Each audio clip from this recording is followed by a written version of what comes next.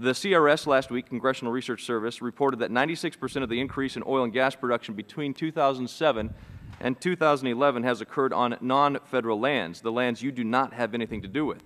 Since the federal government does not manage private lands, do you think it's fair for it to take credit for private market decisions?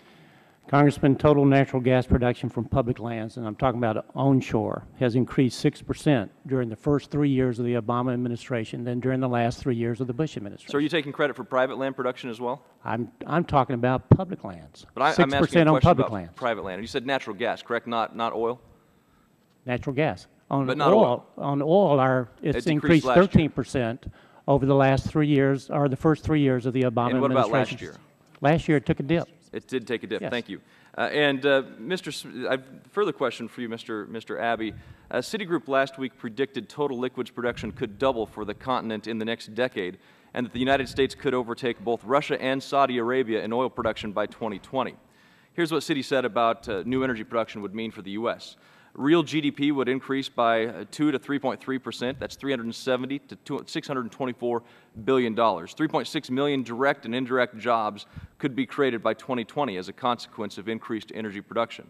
Our trade deficit could shrink by 80 to 90%. The value of the dollar could jump by 1.6 to 5.4% due to increased energy production.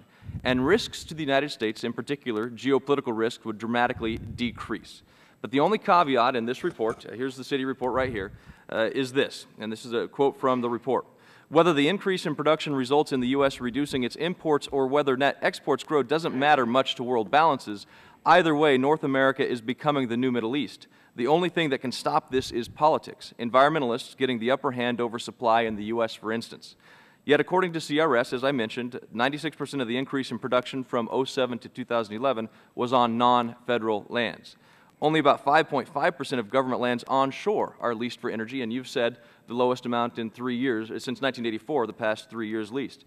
And 93% of the shale oil and gas wells have occurred on non-federal lands.